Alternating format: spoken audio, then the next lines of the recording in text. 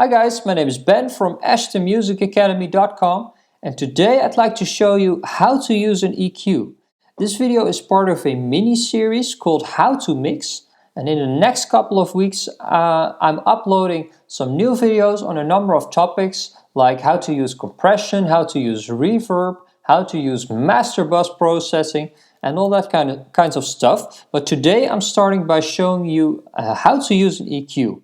If you click the link below this video, you can also download my free ebook called This is How You Make a Great Mix, which will absolutely help you get better mixes right away, because I'm explaining everything I'm doing when I'm mixing. I'm going through all the steps and all the processes to get a great mix.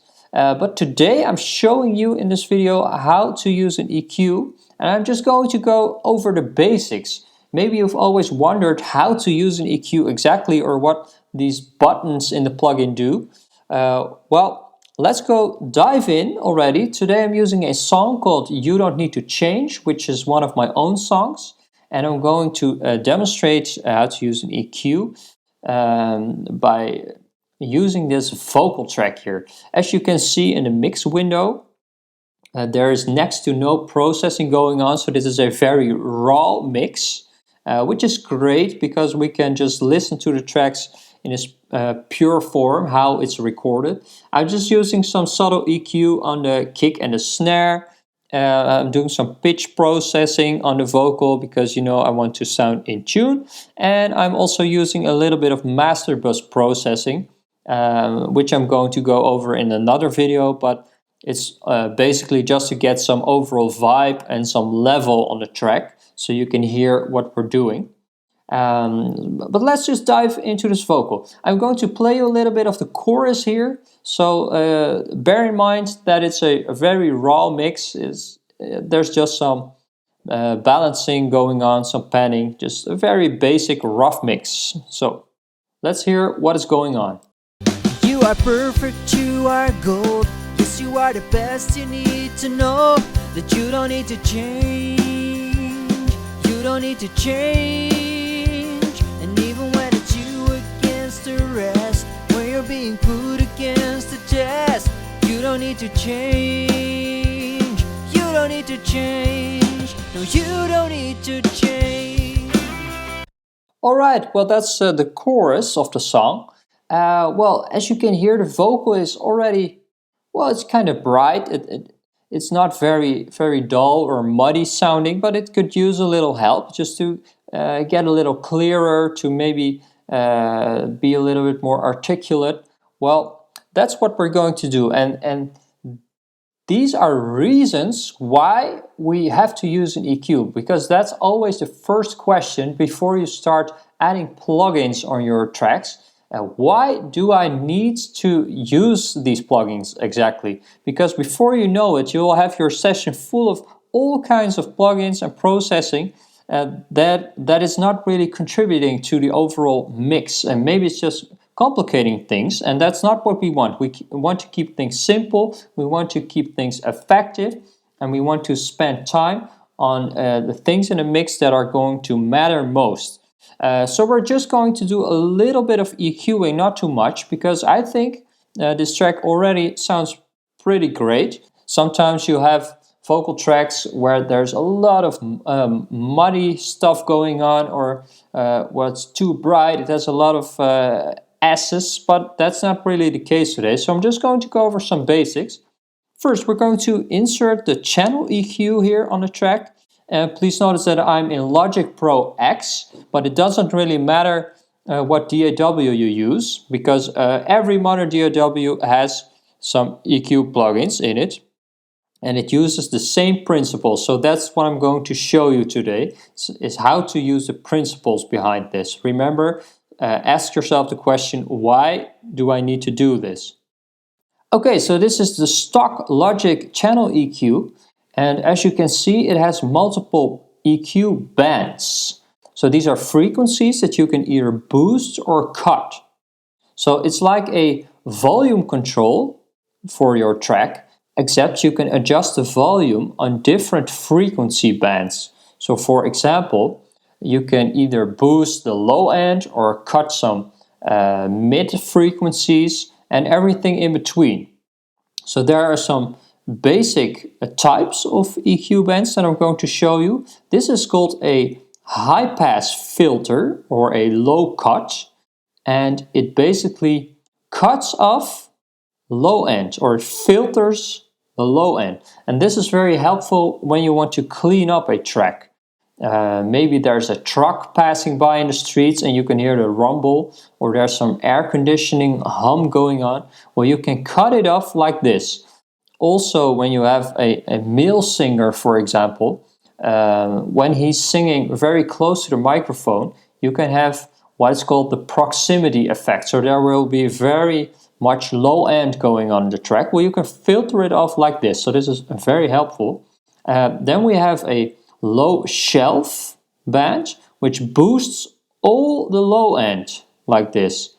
So from the very lows to where I'm selecting it, it's boosting everything, in contrary to just a parametric EQ band, which boosts just a section of the frequency. So not all the low end, but just this frequency that I'm selecting here. And you can dial in here what frequency you want to control. This is the gain, so you can either boost or cut the frequency. And this number here is called the Q factor, which determines how wide or how narrow the EQ band is. So we can make this very narrow, so you can just filter out one type of frequency, which I'm going to show you in a minute, or you can either boost it. So this is going to be very surgical, but when we make it very wide, it's going to be very gentle. So the effect won't be very noticeable because we're boosting or cutting a very wide spectrum of frequencies. Well, there are some parametric bands going on, so you have a lot of control. Then there's a high shelf, which boosts all of the high end. And there is a high cut or a low pass filter, which cuts off all the high end, like this. So we're going to just go back to the default setting. And I'm going to play the track again, so we have the chorus in mind. And just listen for some problems that we need to fix. You are perfect, you are gold. Yes, you are the best. You need to know that you don't need to change.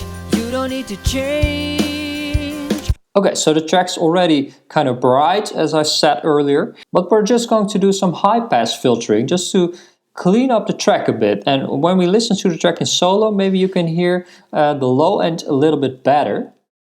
You are perfect, you are gold. Yes, you are the best. You need to know that you don't need to change. You don't need to change.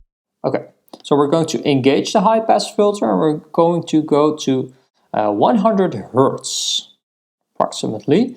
And this is a thing that you can do on almost all the tracks in your mix, because you want to leave some space for the low end in your kick drum and your bass drum.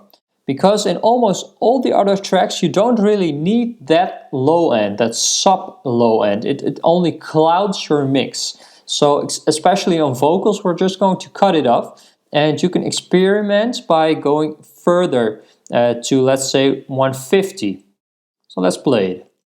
You are perfect, you are gold. Yes, you are the best. You need to know that you don't need to change. You don't need to change. And even when it's you against the rest, when you're...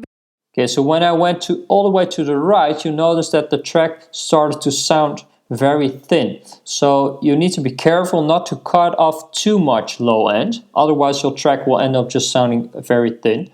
But I settled on about 100 Hertz because I want to keep some of that low end. I would just want to have the vocal to have some weight.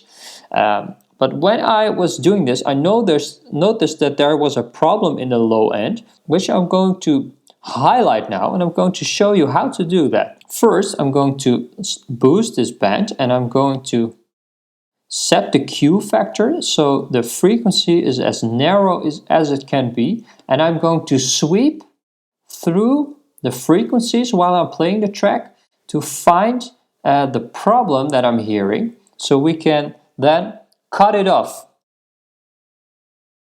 You are perfect, you are gold. Yes, you are the best. You need to know that you don't need to change. You don't need to change. And even when it's you against the rest. You hear that nasty sound? That is just some frequency ringing. So I've now boosted it, so I've highlighted it, and now I'm just going to cut it off.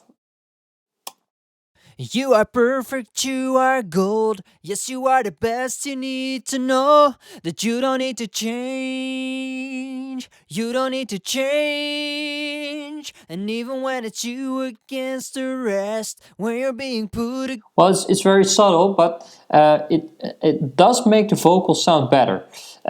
So let's just go to the high end here, and maybe we can just make the track sound a little bit more brighter. You are perfect, you are gold. Yes, you are the best. You need to know that you don't need to change. You don't need to change. And even when it's you against the rest. So this way, when I'm using the high shelf band, it helps the vocal to cut through the mix a little bit more. So don't make it too bright, because then it will get harsh, but just a little bit will actually help it. So let's bypass the EQ plugin and see if we made it any better. You are perfect, you are gold. Yes, you are the best. You need to know that you don't need to change. You don't need to change. And even when it's you against the rest, when you're being put against the test. Well, we made the track sound a lot more cleaner, we made it a little bit more brighter, we addressed a frequency problem, and these are principles that you can address in every track that you're mixing. So you just have to listen to where are some problems. Can I clean this track up a bit? Can I make it a little bit more brighter? Maybe make it a little bit more articulate in the high mid-range? And how can I make this sound better? And maybe you don't have to use any EQ at all. So then just leave it alone. Don't over-process things. And don't forget to bypass the plugin to see if what you're doing actually helps or hurts the track.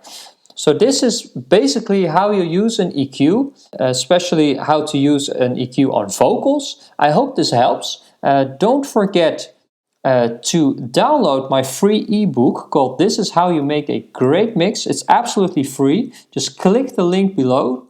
And if you like this video, don't forget to subscribe and give a thumbs up. And the next couple of weeks I'll be uploading some new videos about mixing. So it would be great if you could subscribe. That way you won't miss any of the new videos. And let me know in the comments below what you would like to know about EQ. And I'll try to answer as soon as possible. So thanks for watching, and I'll see you next week on another video. Cheers!